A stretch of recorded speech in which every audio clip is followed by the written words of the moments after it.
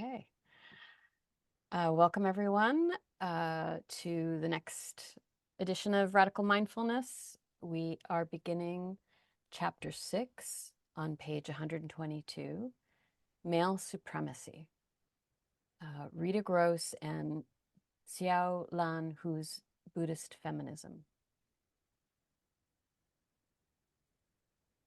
So a quote from Zenju Earthland Manual, The Way of Tenderness. There are many possible meanings or experiences of spiritual liberation as it emerges from within. I experience it as freedom from projections of superiority and inferiority among sentient beings. My immersion in Buddhism began in 2001 upon entering graduate school at the University of California, Santa Cruz. During orientation, a new comrade, Alexis Shotwell, signed me up for the teaching assistant union. A few weeks later, I was enjoying a beverage with Shotwell and other new friends when a drunken bar patron barged into our gathering. Shotwell gently repelled the fellow in a manner akin to Obi-Wan Kenobi's Jedi mind trick in the original Star Wars movie. These are not the droids you're looking for. By remaining open and fearless in a stressful situation, Shotwell pacified, instead of escalated, the bar patron's aggression. Impressed by her social jiu-jitsu, I asked where she'd learned conflict resolution. She said she'd grown up as a Dharma brat in the Shambhala Buddhist community. Given my interest, she suggests she passed along some extra meditation cushions and a copy of Chogyam Trungpa's Shambhala, The Sacred Path of the Warrior. After 2 years of self-study, I took my first Shambhala meditation program in Berkeley, California in 2003. After the weekend program ended, I chatted with a somewhat stunned participant in the hallway. He shook his head and shared that it had been a revelation to learn that he is okay, that nothing was fundamentally wrong with him. My experience was less transformative. Looking back, I don't think I had faced my self-doubt enough to realize what a relief it was to begin embodying basic goodness. But I encountered glimpses of genuine peace while meditating for the weekend at the Berkeley Shambhala Center and was keen to learn more. It took me over a decade, but I went on to complete the entire secular Shambhala training program. Along the way, in 2011, I attended a Shambhala program in Halifax, co-taught by Sakyong Mipham Rinpoche and Pema Chodron. Mipham was the leader of Shambhala, and Chodron was the organization's most famous living teacher and author. Close to 1,000 of us packed into a converted cargo building on the Halifax waterfront. The mood was electric. At the end of the program, I sat on my meditation cushion, warm tears falling down my cheeks. I still don't know what exactly elicited such a strong wave of emotion. I find it hard to cry, probably due to patriarchal conditioning. I think I was moved by so many people, myself included, embracing teachings that said we were okay, that there was nothing fundamentally wrong with us. At this point in my life, I had spent enough time facing deep doubts about myself and the human estate that it was a tremendous relief to feel basically good. In 2014, I formally took refuge vows at the Shambhala Center in Victoria, BC, with a teacher and author, Susan Chapman, and became a card-carrying Buddhist. Given my interest in the political effects of existential resentment, the Shambhala organization's emphasis on embodying existential affirmation struck me as exemplary. In 2017, I published a paper examining the political implications of Chogyam Trungpa's Rinpoche's teachings on basic goodness, or the basic workability of earthly existence. Trungpa founded Shambhala and was Sakyong Mipham's father. He died in 1987. As I wrote at the time, for activists wanting to address the effects of existential resentment in their movements and beyond, the Shambhala training curriculum is a powerful but underutilized resource. A year after the paper was published, news broke that Sakyong Mipham had abused his power in multiple ways, including the sexual assault and abuse of students. At the time, I had a picture of Mipham on my home shrine, as is common practice in Tibetan Buddhist convert communities in North America. As Chogyam Trungpa observed in his book, Heart of the Buddha, teachers keep us motivated because they embody the journey we are on. Before these revelations, Mipham represented someone who was much further along than myself in the bid to transform existential fear and resentment and embody basic goodness. And yet, here was an advanced meditation teacher who had abused and assaulted multiple women. What went wrong? As those familiar with Shambhala's history rightfully point out, this was not the first scandal to rock the organization. It had been public knowledge for some time that Chogyam Trungpa drank heavily and died at the age of 47, likely of organ failure due to alcoholism. He also slept with multiple students. A justificatory narrative regularly deployed within the community was that both practices were out in the open and not hidden. In other words, Trungpa was not preaching one thing and doing another. He was not a hypocrite. Likewise, his sexual encounters with students were presented as consensual. As his wife, Diana Mukpo, wrote in her memoir, Rinpoche was much too big a personality to trap into a monogamous relationship. When I started attending Shambhala programs, I was uncertain about Trungpa's sexual history. The Vajrayana Buddhism that Trungpa was trained in is well known for affirming carnality and emotionality as lively components of the spiritual journey.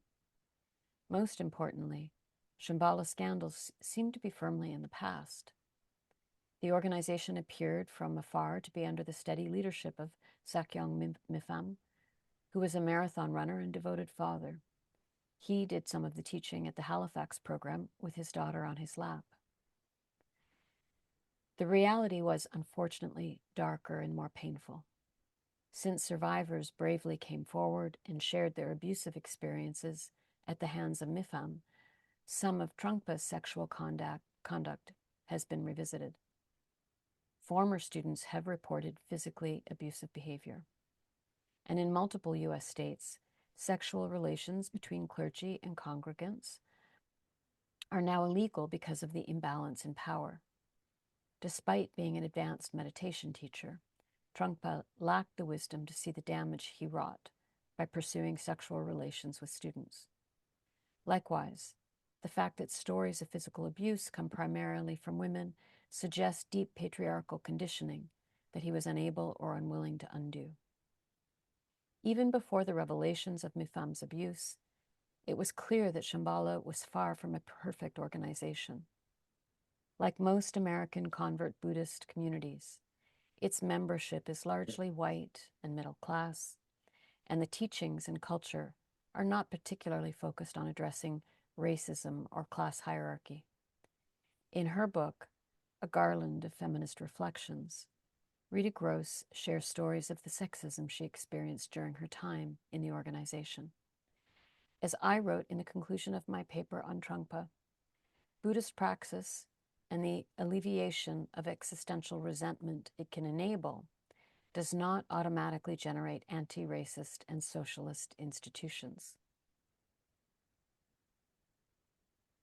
Yeah, I feel like that's a really important point. At the time I wrote this, I thought that it would be worth my energies to join others within Shambhala to integrate Trungpa's teaching on existential affirmation with structural critique to make Shambhala a beacon of radical mindfulness. But I was deeply disappointed by Mipham's lack of genuine remorse and the organization's failure to pursue structural reforms. So I parted ways with Shambhala.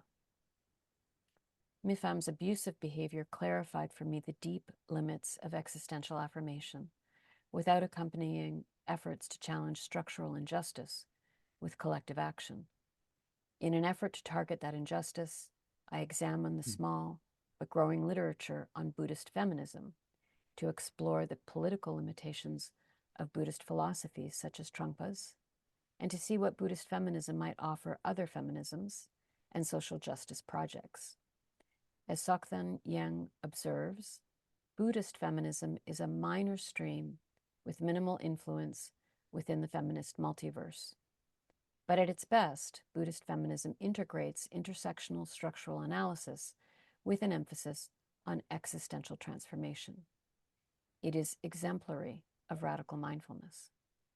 And yet, Buddhist feminism is not immune from the will to supremacy. Rita Gross improved upon the work of her teacher, Chogyam Trungpa, but was herself limited by her own attachments to Western and white supremacy. After unpacking foundational work by Trungpa and Gross, I conclude this chapter with the work of Xiao Lan Hu, who was one of Gross's graduate students. Moving from Trungpa to Gross to Hu, this chapter follows a trajectory of students improving upon the work of their teachers, composting their limitations into a rich soil for shoots of liberation to take hold in. I'll pause there. Yeah, I have to say, I know pretty much nothing about Buddhist feminism, so I'm a little happy to see that, he's describing it as a minor stream. So, maybe it's not as well known as other types of feminism.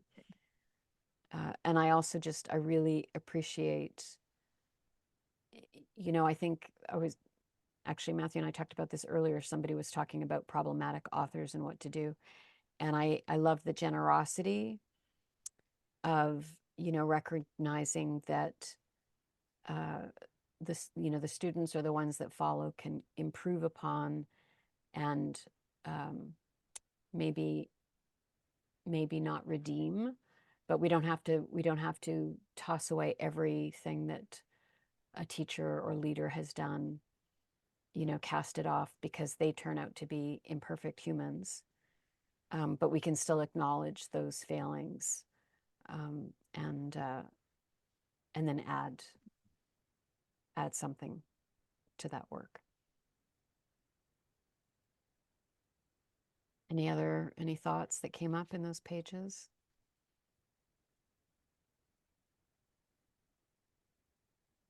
This is such a charged issue for me. Mm-hmm. I'm trying to speak wisely.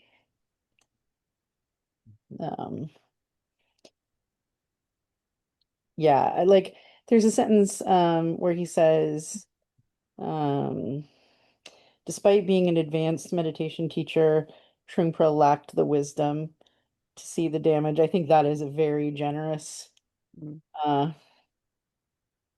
thing to assign to him, that he didn't see what he was doing. Yeah, he didn't care. Yeah. Thank you. Yes. Mm-hmm. Yeah, and that it continued in that lineage. And that, I had a lot of problems with Pema Chodron for Oh, yeah. not standing up for a very long time. Yeah, she knew about it, of course. It took her so long to say anything. And I try to be generous, but then I also think these teachers, they have a responsibility to stand up and say the difficult things. And part of the reason I'm so charged is because, I mean, I haven't had this happen to me in a religious context, but I've had it happen to me. And also, we have a Portland meditation community where this kind of thing happened. And luckily, someone had steered me clear of them. But some of the excuses that the people who are still there are making are exactly out of this book. And I'm like, did they use that intentionally, or is that just where the status quo responses come from? Oh, he was too big to, too big to handle all that he was, and so it's okay that he took advantage, and it caused some real like harm, unreverse irreversible harm to a woman here who ended up like taking her life because of it. So that's why I get so charged. I mean, in my own stuff too, of course. But I think like I want to be appreciative of refinement and moving the message forward. And also, I also have a strong feeling that these people need to be held accountable for what they do know. Mm-hmm. Matthew, if you're going to say more. Well, I'm interested to see what Rowe says further, but uh, that Pema Chodron was invested in the power structure, and also in the, without being too clever by half, Chogram's most famous book, and also which I still hold up as being an amazing book in terms of its content, Cutting Through Spiritual Materialism. I mean, that book was like a beautiful axe to my head, for sure. And Mhm. yet, um, there is such the sense of the importance of spiritual achievement and performance that Pema Chodron um, fell under the that rubric, and so did Chogyam, and so did Mifam, etc. Like, oh right, well my position is kind of awesome, and so not to see the other things that went along with it, that they got caught in the spiritual materialism that was mixed up in it, Yeah. and the bypassing, and of course even spiritual bypassing is sort of built into this conversation. Um, Mm-hmm. And is it though, I mean, I do think the topic is so charged and hard to approach. Um, and I wonder about, I think sometimes when people are close to it, um, are you caught up in your own denial? Totally. Uh, and sometimes like because you are actually also in a way being abused. Um, and that's a hard thing to admit to yourself. Like even, his wife's comment, I wonder if she would stand by it that, oh, he just couldn't be trapped into a monogamous relationship. Is that what she's trying to convince herself of? Um, and maybe in hindsight would say something else. And so I wonder about Pema Chodron, and I'm absolutely not defending her. I'm just, it's curiosity.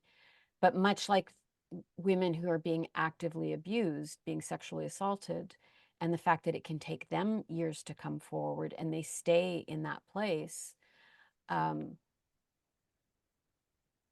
and there's compassion for them. I'm saying that's what I feel, that what are the psychological factors that make it so difficult to break away? And is that maybe some of what happens with the students, or is it pure self-interest that I'm close to power, I'm benefiting from it, I'm just gonna stay quiet? Yeah, or you don't realize you're benefiting from it.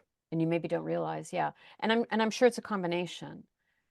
Um, but I think it's why the transparency, why talking about these things in the open is so important, because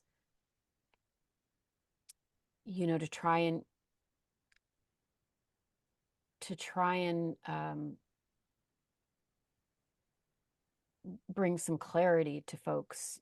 Because I think sometimes too we feel like something's maybe a little off, but like all these people are coming and everybody seems really happy and like it must just be me, and maybe we don't trust our own instinct or intuition about it. Um, yeah, I don't. I mean, I'm in the wondering of it.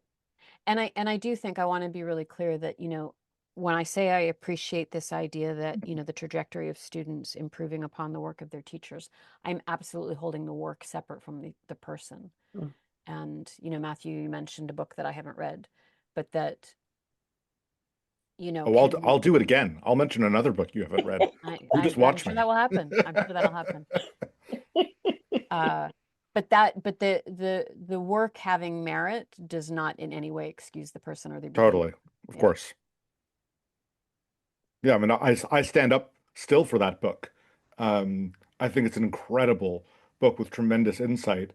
But when I say it, when I recommend it to people, if it comes up, I say, just so you know, the person who wrote this book, who had this tremendous vision, couldn't catch it himself and got caught in it. So for me, it's not hidden um, in speaking about the book. And I don't get any points for that. That's just the way that, like, I'm not unaware of who I'm recommending this to, because there's no pure teachers who do everything right.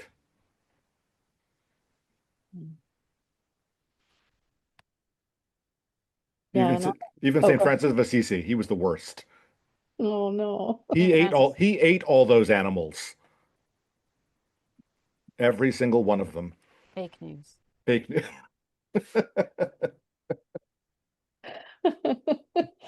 Oh, I've missed you, Matthew.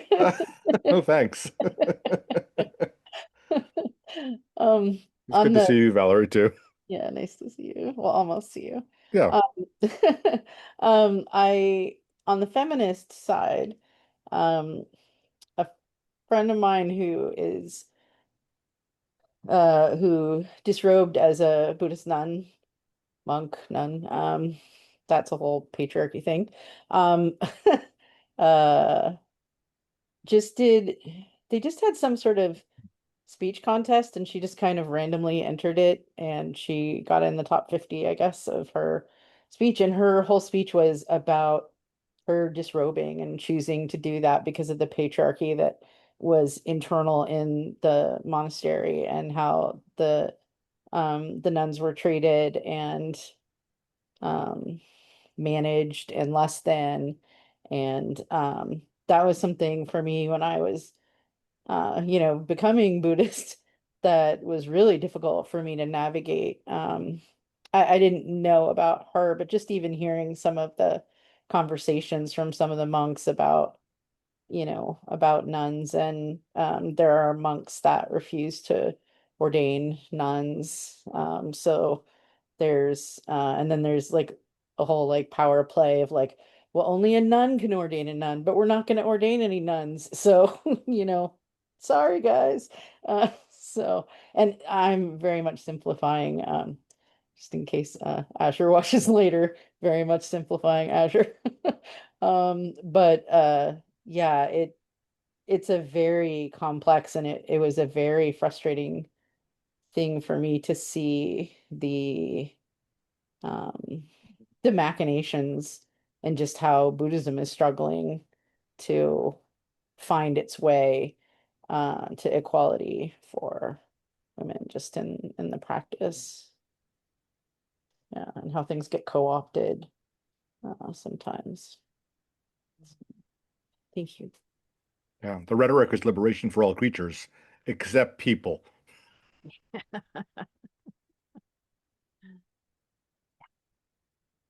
Do as I say, not as I do.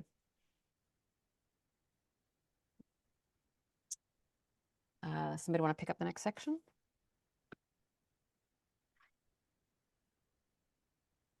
I can. Just have to get my PDF to the same page as my book. 125, right? Yep. Okay. I learned that I don't have enough light to read from my book last time. Okay. Trungpa's Buddhist view of liberation. Buddhism is composed of variegated discourses and practices. There is no singular Buddhism. The Buddhism practiced by most convert communities in North America, which is my primary focus here, is a version of what religious studies scholars call Buddhist modernism. Anne Gleig, in her book American Dharma, Buddhism Beyond Modernity, argues that the 19th century encounter between traditional Asian Buddhism and Western modernity, much of which occurred under the conditions of colonialism, has produced a distinct form of Buddhism. A key feature that distinguishes Buddhist modernism from other variations is what David McMahon calls de-traditionalization, or the modernist tendency to elevate reason, experience, and intuition over tradition, and to emphasize individual freedom in evaluating what is useful in tradition. A key example of de-traditionalization is the pride of place given to meditation in Buddhist modernism. While meditation has long been central to liberation in Buddhist praxis, it has traditionally been reserved for monastics. According to Gleig, the Burmese monk Ledi Sayadaw, 1846 to 1923, was a key figure in the massification of meditation. Concerned about the impacts of British colonial rule on Burmese Buddhism, Ledi decided that swinging open the doors and making Buddhist practice widely available to the laity would protect the tradition. Mass meditation movements in Asia, like those led by Ledi, inspired Asian teachers such as Trungpa, who brought Buddhism to North America. While Buddhist modernism is a distinct form, it is no less Buddhist. It is not a fundamental break from the teachings included in the Pali Canon, the earliest Buddhist teaching available in written form. In the making of Buddhist modernism, McMahon argues that, quote, Buddhist traditions, indeed all traditions, have constantly recreated themselves in response to unique historical and cultural conditions, amalgamating elements of new cultures, jettisoning those no longer viable in a new context, and asking questions that previous incarnations of Buddhism could not have possibly asked, unquote. Both McMahon and Gleig recognize Chogyam Trungpa as a key figure in the construction of Buddhist modernism. In reconstructing a Buddhist view of self-formation, I rely primarily on Trungpa's teachings on the Four Noble Truths, included in his book, The Truth of Suffering and the Path of Liberation. In other words, I provide a Buddhist modernist take on one of the most fundamental Buddhist teachings included in the Pali Canon. Chogyam Trungpa Rinpoche was born in Tibet in 1939. At 13 months old, he was recognized as the incarnation of an accomplished Buddhist teacher.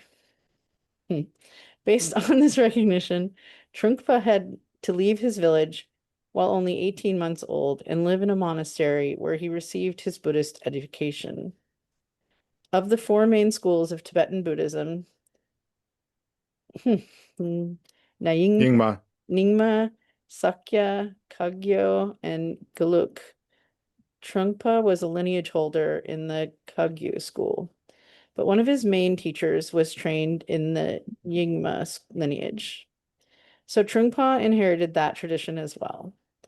This dual allegiance is not unusual, writes Trungpa's biographer Fabrice Midal, as the Kagyu and Nyingma traditions have always been very close. Both emphasize the practice of meditation, which they consider to be the sole way to gain an unobstructed, direct experience of truths that the text can only suggest. Anyone want to say anything? Should I keep going? In 1959, Trungpa was 19 years old and responsible for all the monasteries in the Surmong district of Tibet. That same year, when the Chinese occupation became untenable and senior teachers such as himself were being targeted, he helped lead a group of fleeing Tibetans across the Himalayas into India. He then moved to England in 1963 and studied philosophy and comparative religion at Oxford University. In 1967, he was invited to run a meditation center in Scotland, which he did until he moved to North America in 1970. In Trungpa's book, The Truth of Suffering, is a compilation of lectures he gave on the Four Noble Truths in North America between 1973 and 1986. According to Buddhist history, the Sermon on the Four Noble Truths was the Buddha's first and offers an encapsulation of the Buddhist ontology. The four truths are the fact of suffering, the cause of suffering, the cessation of suffering, and the path that leads to this cessation. Describing the first truth, Trungpa notes that the Sanskrit term for suffering is dukkha, which also has this sense of anxiety. We are constantly anxious.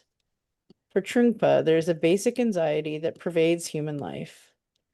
For him, it's important to recognize this uncomfortable fact, to name it as a precondition to inquiring into the causes. It is Buddhist teachings on the causes of suffering, or the second noble truth, that are most germane to the argument put forward in this book. For Trungpa, the case of suffering is basic bewilderment in the face of the immensity of existence. There isn't a singular movement of bewilderment that launches a casual chain that ends in suffering. Bewilderment is ongoing. As Trungpa writes, quote, suffering begins with very simple and ordinary flickers of thought, which derive from basic bewilderment. Before intention begins, there is a state of utter uncertainty in the sense of generally dull and stupefied state of mind. That uncertainty or bewilderment occurs every fraction of a second in our state of being. It goes on all the time, end quote. In a move characteristic of modern Buddhism, Trungpa offers a psychological reading of the suffering rooted in early childhood that is particularly intelligible to Western audiences. He talks about the birth process and how frightening it must be to move from womb to world. The only thing you can do, writes Trungpa, is cry and rave in resentment and at the discomfort. Because you can't talk, you can't explain yourself. There is a sense of ignorance and inadequacy. For Trungpa, the proverbial bewilderment we experienced as new beings in this world never stops. I'm gonna stop there.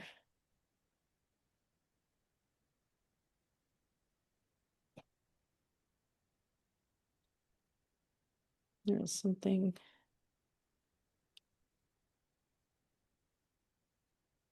I was gonna go back. I was looking back because there's something that caught my eye. One thing I wonder about too is someone who, is Buddhist from an early age because they're, prescribed to be Buddhist, I think is a lot different than choosing to be, and how, yeah, you may not be as predisposed to uh, your sila and good intention and integrity if it's kind of put upon you as that's who you are. I don't know. I wonder about that. Can you say more about that, Valerie? Because he was chosen, as a baby, basically as like, you're this great teacher. Like, and everybody's like, yeah, let's go with it. Send him to the monastery. He's the great teacher.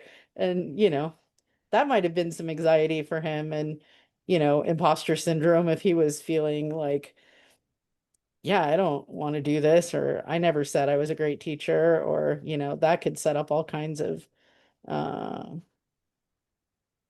anxiety and poor behavior, I would think. Just not saying it did, but I could see that as an opening. Mm-hmm. Yep, totally fair. And we're on page 129. Yeah, I mean, Anne was also Anne was also chosen at 18 months as the future amazing teacher. And just to say but that was divine wisdom. that divine wisdom Yes. for sure, but she wasn't shuttled off to a monastery. But let's be clear. I mean, Anne had the goods from the Mm-hmm. start. Still Mm-hmm. does. Mm-hmm. I've missed you, Matthew. And Anne, you brought people across the Himalayas from a young age, right? Oh yeah, I was out just out of diapers, really. Oh wow, yeah. Just- I forgot that part of the story.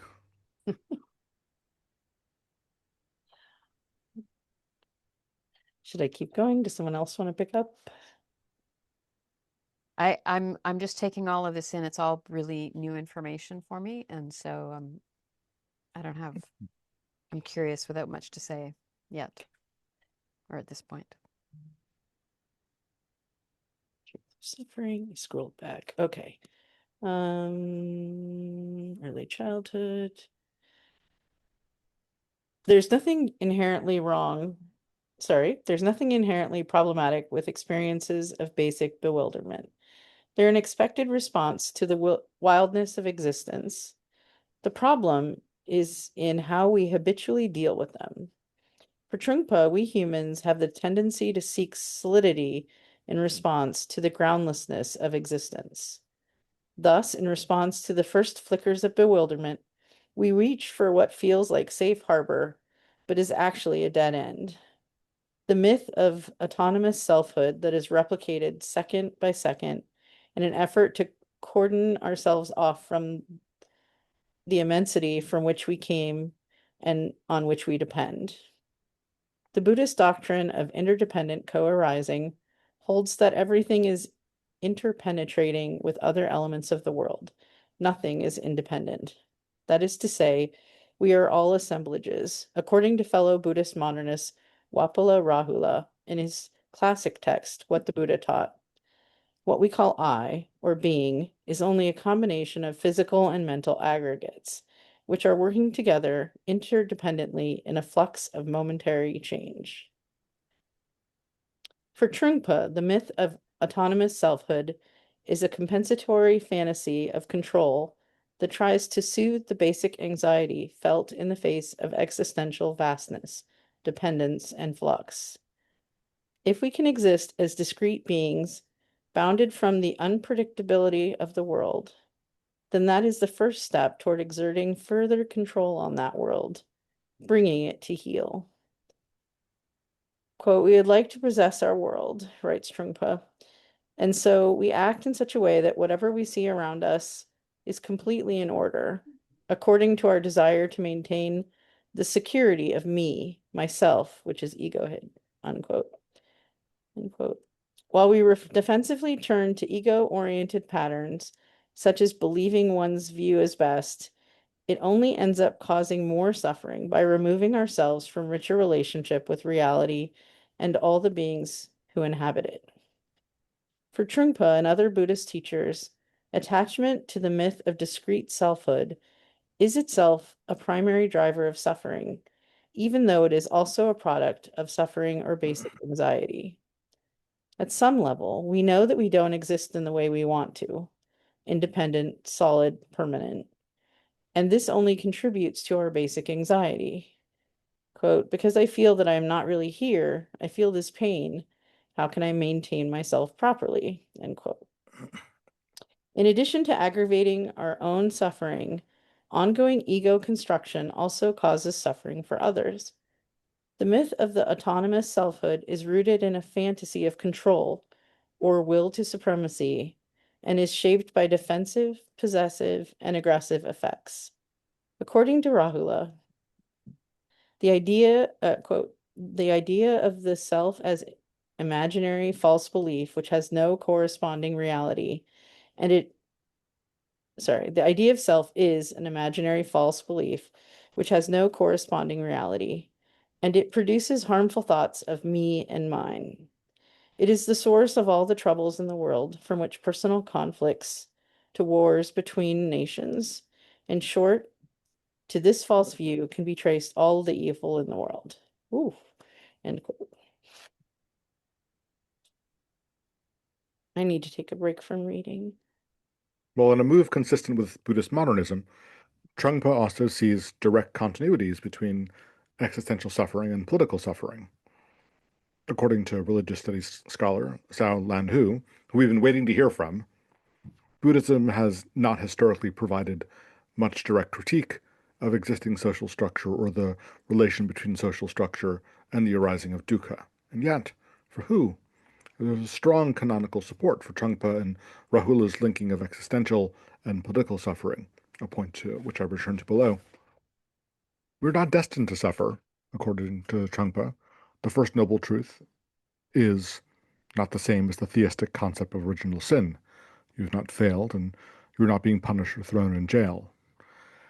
Instead, suffering is primarily rooted in absent-mindedness and an ensuing mischaracterization of reality with grave consequence. Who puts it well when when Z, that's a neo pronoun, when Z notes how misidentification leads to misbehavior. An epistemological mistake becomes a socio-ethical problem. The good news is that we can fix the mistake, which is the theme of the third and fourth noble truths. Because suffering isn't necessary, we can stop it. That is the third noble truth in a nutshell, and the precondition to the fourth, which is the path that leads to liberation, or the cessation of suffering. For Trungpa, cessation and the path work together. When there is a path, cessation automatically dawns. The path consists of following the example of the Buddha through the practice of meditation, through mindfulness and awareness. Because a pre-verbal and persistent bewilderment is identified as catalytic in ego formation, and the suffering it produces, transformative techniques that work on the affective plane and address embodied and unspoken fears are emphasized in Buddhist teachings. Meditation allows us to befriend reality in its interdependence, impermanence, and vastness, and thus to more easily choose a capacious response instead of defensive bids for bounded selfhood. And for Trungpa, quote, if you actually look, if you take your whole being apart and examine it, you'll find that you are genuine and good as you are. In fact, the whole of existence is well constructed, so that there is very little room for mishaps of any kind. There are, of course, constant challenges, but the sense of challenge is quite different from the feeling that you are condemned to your world and your problems. So back to the text, we needn't defend against reality, which tends to be our default reaction when bewildered. Instead, meditation allows us to incrementally undo defensive ego constructions and encounter ourselves and others with more acceptance and generosity. In this practice, experiences of basic anxiety give way to the embodiment of basic goodness. And for Trungpa, he says, we can work with the rest of the world on the basis of the goodness we discover in ourselves. Therefore, meditation practice is regarded as a good and, in fact, excellent way to overcome warfare in the world, our own warfare as well as greater warfare. But for him, liberation at the individual level is deeply connected to collective liberation, since existential bewilderment, fear, and resentment play such catalytic roles in ego construction and the greater warfare that ensues. Trungpa worried about the threat of nuclear war, widespread poverty, and economic instability, social and political chaos, and psychological upheavals of many kinds. And for him, the embodiment of basic goodness, the calming of basic anxiety through meditative practice, was crucial to undoing both individual suffering and the collective challenges it produces. Trungpa's theory of social change can best be described as additive. As Matthew Moore notes in Buddhism and Political Theory, much Buddhist philosophy assumes that, quote, change ultimately comes additively from the many personal transformations of individual citizens. What's missing from Trungpa's view is a robust accounting of how social structures bear down on individuals, shaping behavior and frustrating change. This isn't a problem from Trungpa's Buddhist perspective, since at their root these structures result from the aggregated behavior of confused individuals. We transform the root, existential fear and compensatory ego and inflation, then the structures will take care of themselves. I agree with Trungpa that aggregated resentment is a major force shaping dominative systems. But regardless of their deep causes, systems such as capitalism have their own relatively autonomous logic that need to be targeted. It's not a big jump to see the continuities between ego inflation and the capitalist profit motive. For example, the profit motive is also enshrined, however, in legally binding principles such as fiduciary duty that then shape the behavior of companies, investors, and consumers. And likewise, in their pursuit of profit, companies spend billions of dollars every year on advertising that both promotes and preys on pre-existing feelings of inadequacy and lack. We might be able to find 30 minutes to sit on a meditation cushion and touch into our basic goodness, assuming that it's there, which I don't assume. That's just me. I'm terrible. But during the rest of the day, we're bombarded by messaging that chips away at any primordial confidence that we've managed to build. Trungpa's inattention to structure is one possible reason for his inability to adequately confront his own deeply embodied patriarchal conditioning. He was raised in a Tibetan culture that he himself acknowledged was male-dominated. And likewise, his patriarchal conditioning continued, albeit in different ways, upon his arrival in England and then North America.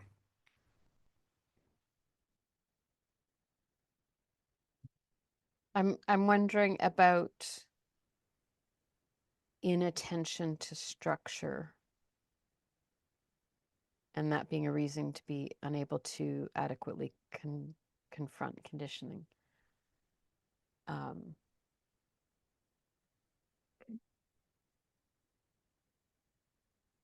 Like, is that actually necessary?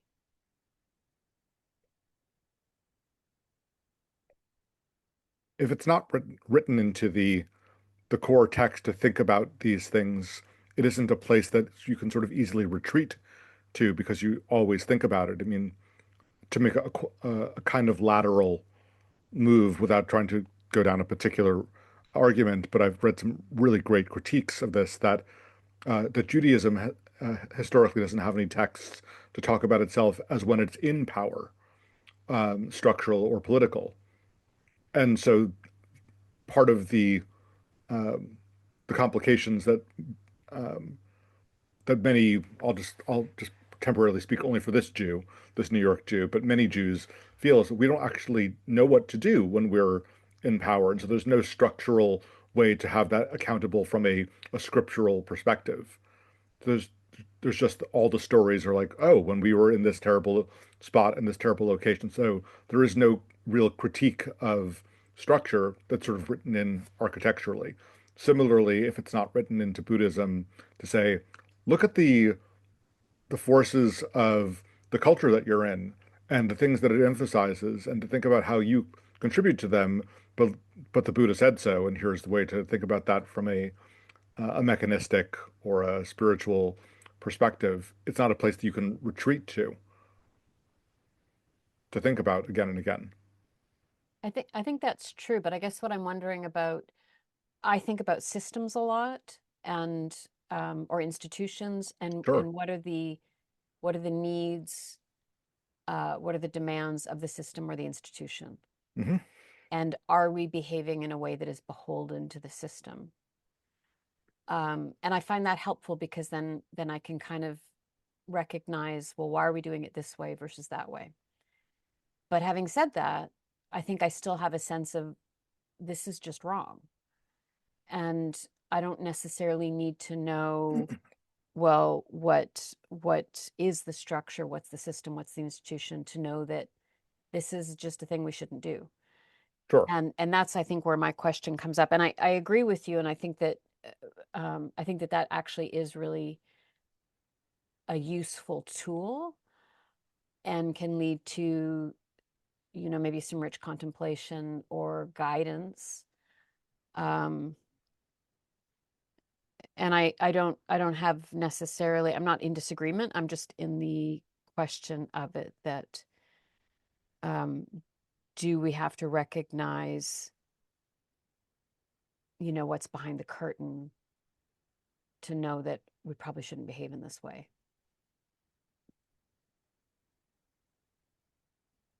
It feels like there's a bit of kind of, I don't know, the feigning ignorance. Sure. But common sense isn't common. So, It possibly, yeah. And to be fair, I'll contradict myself in this. Uh, I do also make note of the fact that it's the problem with the challenge for the dominant culture because we've been socialized to believe in our own entitlement, that it's a normal thing, and to sort of not recognize that actually it's a position of privilege that we have and not some kind of earned or even quote unquote normal thing. So in that regard, I would say actually this is a fair statement.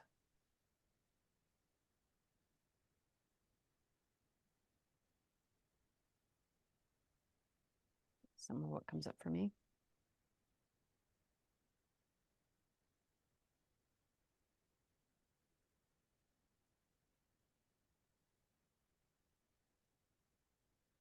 Okay to keep reading? Do you want me to keep reading, or do you want someone else? I can pick up if you want. No, I'm very happy to do it. Oh, if you want, sure. Let's fight about it. I mean, Buddha talked about this extensively. We can go back to what he said about it.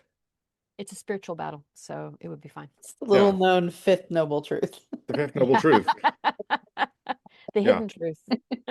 yeah. Some people call it the final countdown, it's one of the, big hit in the 80s.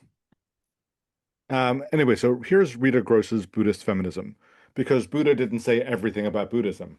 Shocker. Um, because Trungpa did not prioritize the active undoing of male supremacy, patriarchal logics easily seeped into his organism and shaped his identity and behavior. In Buddhism After Patriarchy, Rita Gross shares a story of Trungpa introducing an element of Tibetan Buddhism typically undertaken by men to his American student. He assumed that the precedent should continue in the U.S. When women objected, Gross recounts, he acceded quite readily, but it had not occurred to him to include women from the beginning. Diana Mukpo shares a story of her husband trying to slap her during an argument early in their marriage. When confronted, Trungpa responded that this is just what Tibetans do. Despite years of advanced Buddhist practice, Trungpa was still deeply shaped by patriarchal conditioning. Trungpa embodied male supremacy and his unwillingness to actively counter patriarchal logics in the primary organization he founded, contributed significantly to the crisis the organization finds itself in now. Rita Gross, 1943 to 2015, became a student of Trungpa's in 1977. She thanks him in the Acknowledgement of Buddhism After Patriarchy, which was published in 1992, 5 years after his death, for being a brilliant, outrageous, and incredibly kind teacher. Later, Gross became a student of Jetsun Khandro Rinpoche, one of the few senior Tibetan Buddhist teachers who was and is a woman. In her many works on Buddhist feminism, Gross does not often discuss Trungpa or Shambhala. She does share some stories of casual and institutional sexism and notes how Trungpa's activities were problematic to many women, but while her works are focused on Buddhism more broadly, they can also help shed light on the limitations of Trungpa's liberation project. Two key arguments she makes across her works are: one, Buddhist praxis needs to be joined with collective action that targets structural injustice, and two, that patriarchal patterns found within many Buddhist communities are partly the product of an incomplete Buddhist practice that regularly fails to address itself to persistent attachments to gender identity, particularly male supremacy. Gross identifies as a Buddhist feminist because she thinks that undoing patriarchal social relations requires the existential change strategies associated with Buddhism, such as meditation, and the more conventionally political strategies associated with feminism, such as collective action that targets institutions. The primary puzzle that animates Gross's work is the disconnect between core Buddhist teachings that are non-discriminatory and an institutional life that is historically male-dominated. Without exception, writes Gross, Buddhist teachings and teachers are insistent and consistent that at the ultimate level gender is irrelevant. Buddhism may be the only religion which makes this claim so unambiguously and with such force. And yet, Buddhist practice has been shaped by patriarchal social relations. Gross sums up the puzzle this way. There is an intolerable contradiction between view and practice. To overcome that contradiction, it is important to mandate and institutionalize gender equality, to build it into the very fabric of Buddhist life and institutions completely, in a thoroughgoing fashion. For Gross, Buddhist teachings on the Four Noble Truths do not automatically produce practitioners attuned to the enduring force of male supremacy. One key reason for that is that patriarchal relations have multiple drivers. Rather than locating its causes and conditions in one factor, it is more adequate to find the causes and conditions of patriarchy in a complex mix of economic, technological, social, and intellectual factors. Like James Baldwin, Gross regularly oscillates between material and more existential explanations for patriarchal relations. For example, near the end of A Garland of Feminist Reflections, She names material circumstances, technology, and medical knowledge of the times as the primary drivers of historical male dominance. And yet, at the beginning of that same book, she argues that the rock bottom explanation for the persistence of patriarchal social relations has to do with how Buddhist psychology explains the formation and the maintenance of conventional ego. Likewise, in Buddhism after patriarchy, she argues that the main cause of patriarchal social arrangements and stereotypes has always been habitual patterns in egocentrism, and even under pre-modern conditions. Gross never resolves the explanatory tension, a wise choice since the tension is likely irresolvable. Structural conditions and existential experiences shape each other. The aggregation of ego attachments sediment into structural forces, but causation does not originate with existential experience. There has never been some primordial moment absent of structural forces. For example, when the Buddha started teaching in ancient India in the 6th century BCE, patriarchal social relations were already heavily sedimented, and those relations were the product of interpenetrating structural and existential forces.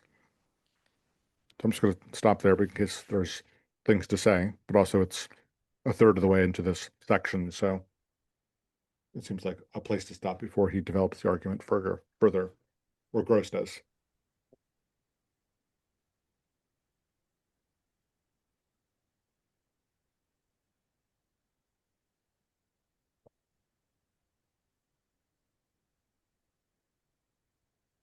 Yeah, Do it's you, interesting. She was saying the part about basically the structural patriarchy was already well at play during the time of the Buddha, and in the book of poetry of enlightened Buddhist women, the way that Mara comes and tempts them or harasses them is all patriarchal like bullshit about, you're ugly, you're not attractive, nobody's gonna want you, like all these things that could have like easily been said now. It's funny, like it's it's always kind of struck me like, really, we're not any further than that, but also like, wow, this has been going on so long, or is there some basic way to it, reason that women are attacked in these ways about their looks, and all these enlightened women come back and just drop the mic on them. But they're very good poems if you haven't had a chance to read them. what's the title again, Valerie? I'll find a good translation because it's actually interesting because I almost brought it up earlier. There's this one guy, Matthew something, and he wrote a book of he took the book of the poems and he retranslated it, original new translation, but he released it under a girlish name, Hmm. and it came across as like, oh, this was a woman translating these feminist poems. And he had other books published under his regular name. So to me, it felt pretty sus and shady to all of a sudden be Maddie when he had always been Matthew. Oh, And there were some really big liberties taken with the poems. They felt a little more like, to me, his fantasy of what those poems, not an author myself, but just like they felt like what he wanted to hear than more than what has been there in the other translations I've read. Um, so yeah, just kind of another area where patriarchy came in over something feminist that was already there for, quite some time, yeah, but yeah, I'll find a good version. thank you.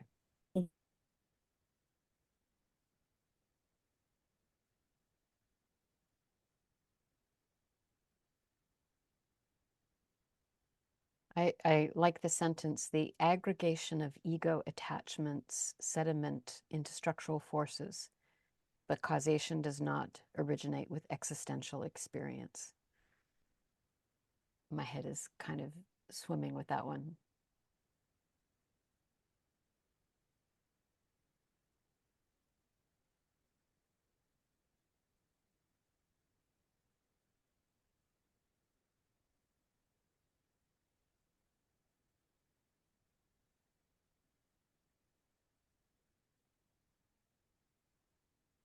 Actually, there was one other sentence that I just wanted to call out, and it just felt weird to me. And it's probably a true sentence, but it just felt weird, and so I just wanted to say that it felt weird. But it was basically when she was saying, he did these things and they bothered some women.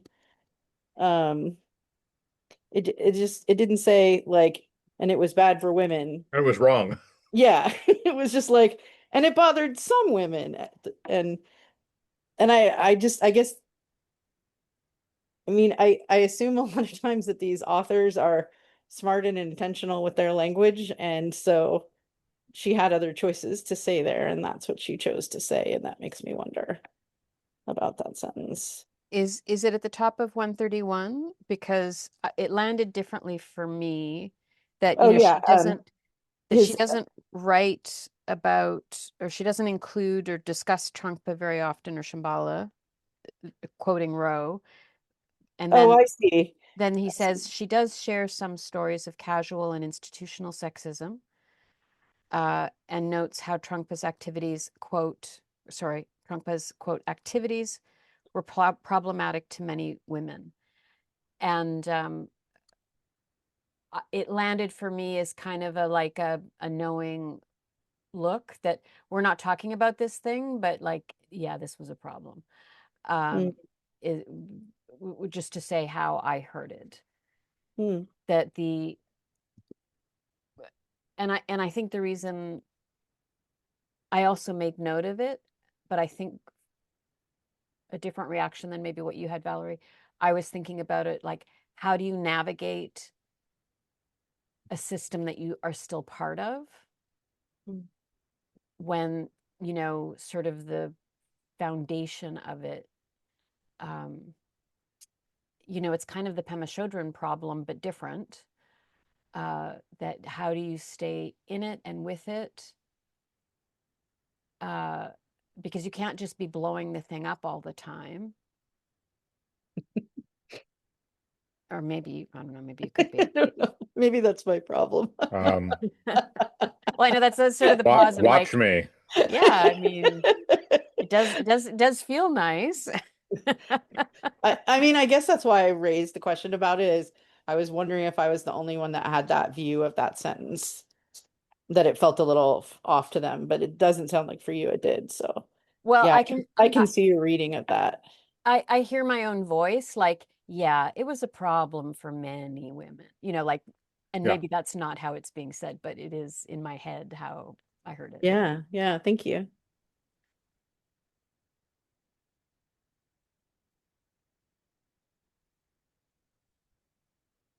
And maybe that too, that is even more, it is even more of a condemnation if she is saying that when Trungpa is still potentially being defended.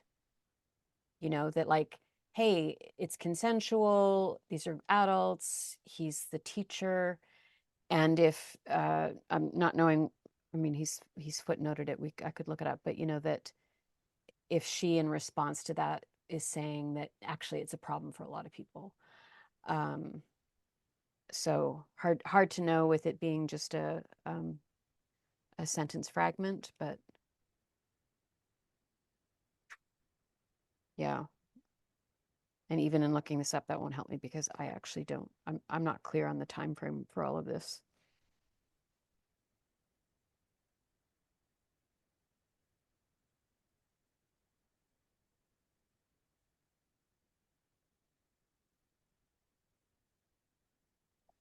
Yeah, and I'm just realizing too, I'm not Buddhist by any means, but I do have a mindfulness practice, and I'm thinking about all of the times that I've heard Trungpa mentioned as a teacher, and like none of this mentioned. Mm, Um, really? Yeah. yeah, and yeah, I'm trying to make sense of that too. The other thing I was going to say is when, from my readings and understanding of the suttas, in the Pali Canon, that's where my experience is. The Buddha doesn't really talk when he's talking about, giving out the list and giving the Dharma talks, like so much about men and women differently.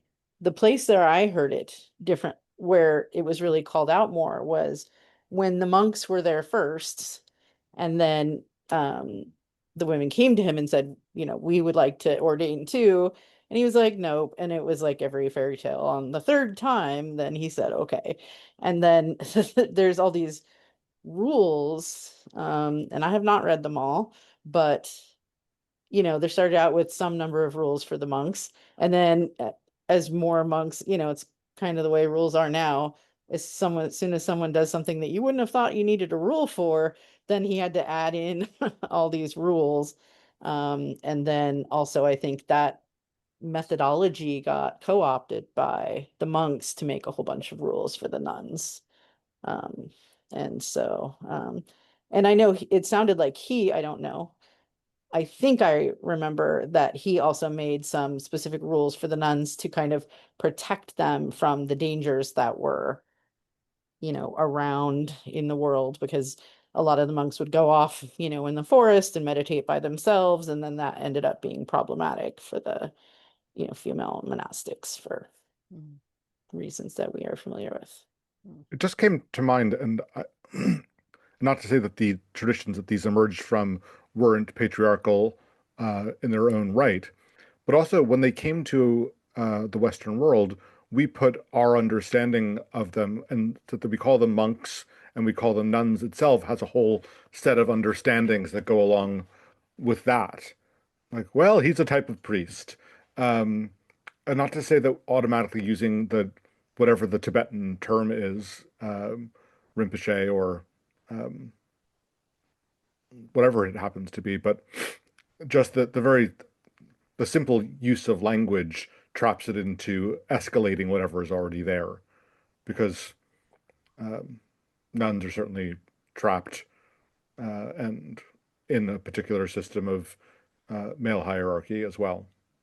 That's hard to escape from unless you're super clever and break back into your monastery against what the what your prior says, which has happened in the last week, which is such the coolest story, that these octogenarian nuns against their orders broke back into their nunnery and are just like doing their thing. Like, fine, defrock us. We don't care. We're nuns. We don't give a fuck. If you haven't seen it, it's so great. Oh, it's Um, really, really wonderful. I think I saw that story a while back. It was being closed down or the property sold or something. What happened with it? No, there were just there were wasn't a lot of um, nuns coming in, and they were in their 80s, but they had when they had pledged their nunnery, they'd pledged their whole life there, and the church had said, "Yeah, we got you." And so they were all in their 80s. There weren't a lot of new people coming around, so they forced them to be into an old age home, and they were like, nope. And so they hired some people to help them break back into their old nunnery. And they're just living there. And then they sued the church. And the church is like, we're going to make you not nuns anymore. They're like, whatever. Where was this, Matthew? Germany, pretty recently. It's great. Yeah, unsurprised. It's a bit like, I mean, it's not the same thing at all, but the old women of Chernobyl that like this place is contaminated, it's not safe, nobody can live here, and the old women are like, drop dead. Or maybe we will, but we're going back. Yeah. I'll eat a radioactive mushroom. Watch Yeah, me. watch me, exactly. Yeah, yeah. The fierceness of I'm going to put a link in the chat to this nun story from NPR. It's amazing. thank you. Yeah, it's so, so good. They have their own Instagram channel. You can watch them, cursing the world. It's great. Excellent.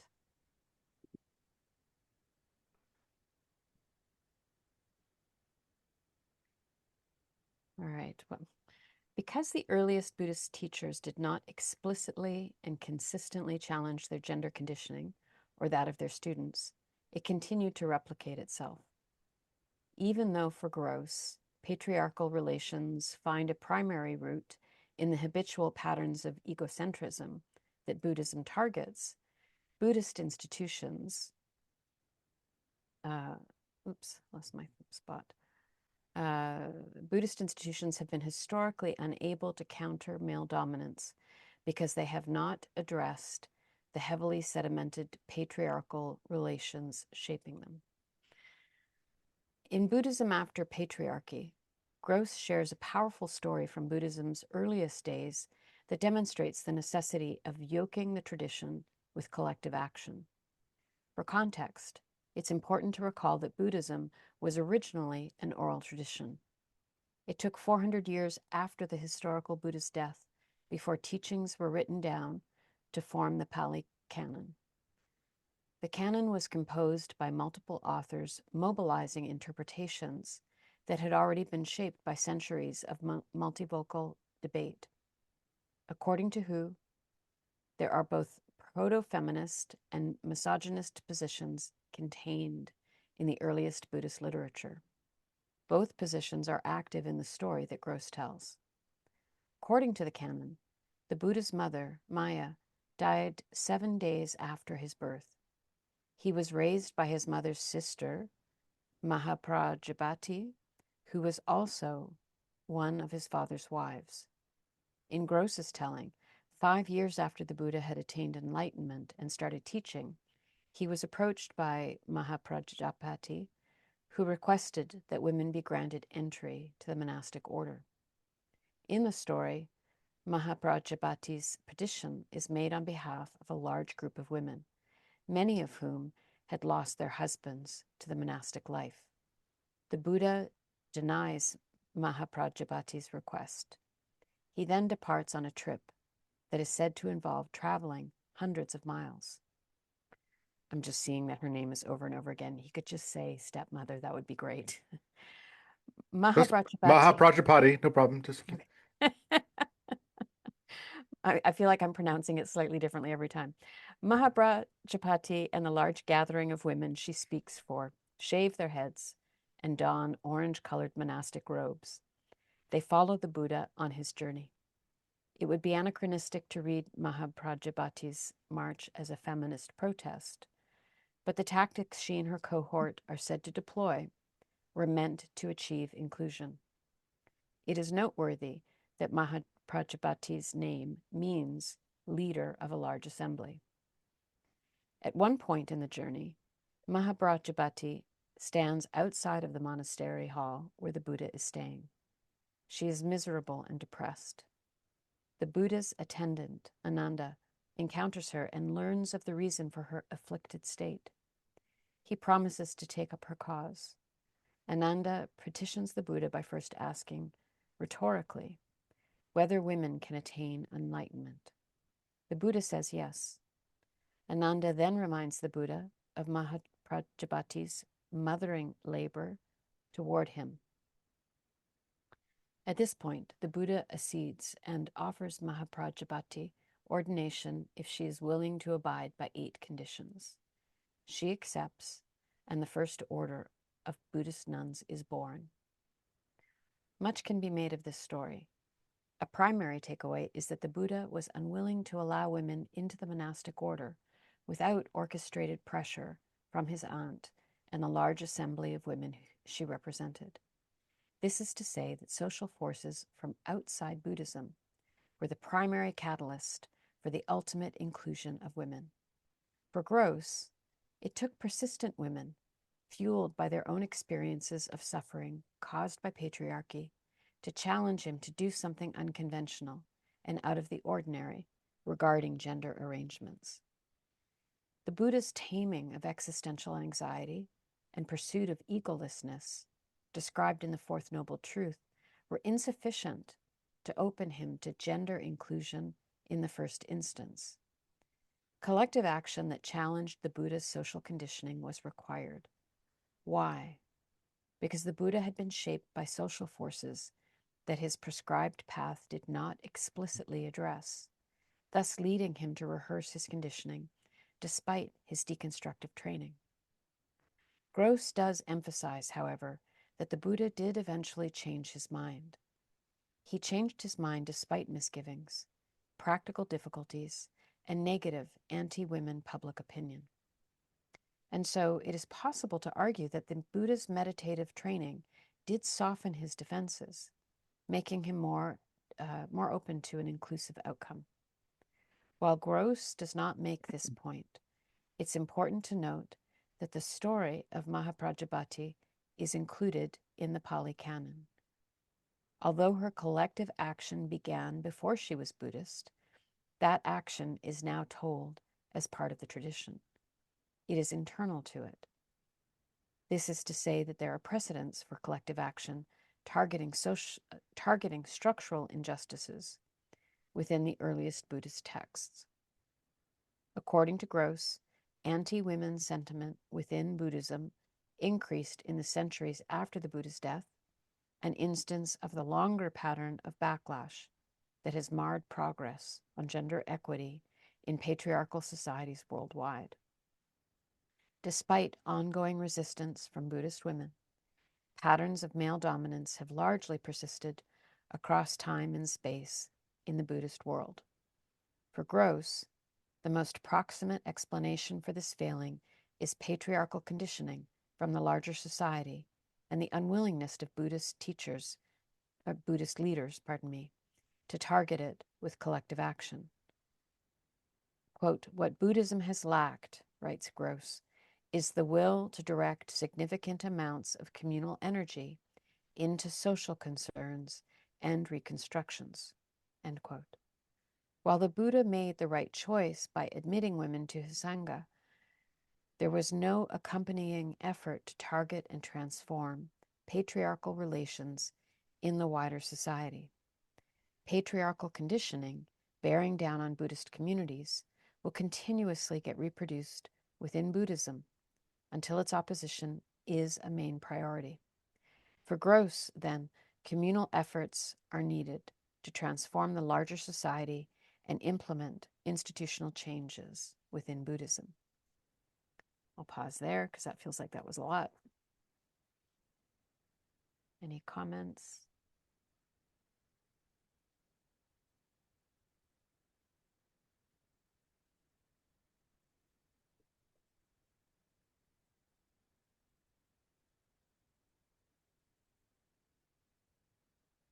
Given the power bestowed on teachers in the Buddhist tradition, one key institutional change that Gross emphasizes is prioritizing the training of women to fulfill these roles. Stories of women Dharma teachers, writes Gross, are needed by men to counter their own culturally based feelings of superiority, and women need these stories for inspiration. More women teachers might also accelerate another key goal for Gross, bringing gender into the core of Buddhist teachings on attachment and suffering. Recall that for Gross, the main cause of patriarchal social arrangements and stereotypes has always been habitual patterns and egocentrism. In short, humans regularly respond to their existential anxieties in the face of a vast and impermanent world with compensatory ego attachments. For Gross, attachment to the gender binary is often integral to ego construction and maintenance. What better place to anchor our desire to be an entity, writes Gross, quote, than in a sexed body that is clearly distinctive and usually stays the same sex for an entire lifetime. Fastening a whole repertoire of gender roles onto that sexed body makes the self associated with it seem even more real and enduring. Well, that is a very interesting idea. Yeah, that, sexism having its root in ego construction and maintenance. That is a big idea. For Gross, these attachments to gender roles can be appealing to men and women alike, since they provide familiarity and stability, which the ego craves in the face of ongoing basic anxiety. I'm just going to pause there because I'm like, oh, now the trad wife thing makes sense.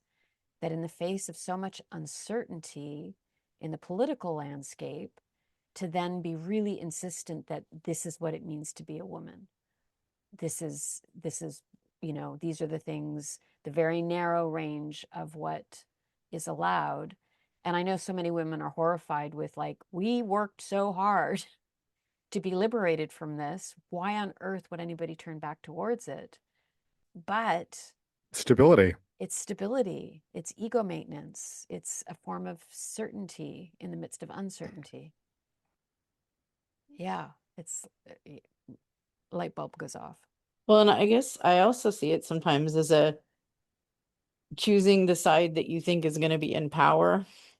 So Yep. if those women feel like those are the men that are going to be in power, then those are the women they're going to be, and they want to make clear up front that, hey, I'm one of them.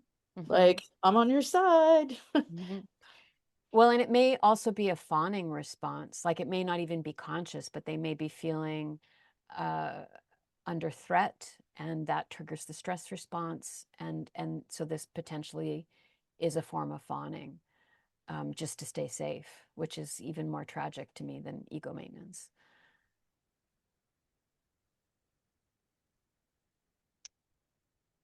But men have typically had more to gain from fixed gender roles because the construction of ego and the presumption of supremacy are never far apart. At least as strong as the habitual tendency to fixate on gender identity, writes Gross, is the habitual pattern of evaluating men as superior to and more important than women, which is the basis for setting up social and religious institutions that favor men over women. Even though Buddhist analysis helps to explain the will to male supremacy, that will has been too magnetic among male Buddhist leaders, conditioned by patriarchal relations, for them to identify and undo it. Quote, Buddhism has the best tools I know of, writes Gross, to deconstruct and dismantle attachment to gender roles, to demonstrate their dysfunctionality, and to demonstrate how they cause suffering, end quote. And yet, Buddhists have not applied these tools to their own literature and institutions in any consistent and thoroughgoing fashion. This has limited Buddhism as a liberation project, both on its own terms and from a feminist perspective.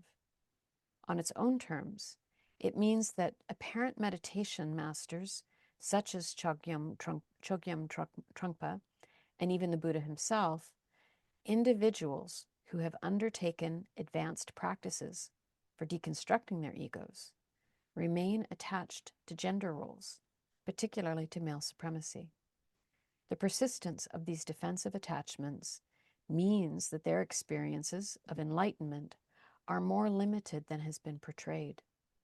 And then, from a feminist perspective, it means that the existential analysis of male supremacy made possible by Buddhist philosophy has been underdeveloped. Likewise, the rich assortment of embodied practices used within Buddhism to deconstruct conventional ego have not been systemically applied to gender roles, male supremacy in particular. If Gross is right that existential fear and compensatory ego inflations play a critical role in shaping patriarchal relations, then this dearth of embodied strategies is a significant gap in feminist praxis. I want to say that again. If Gross is right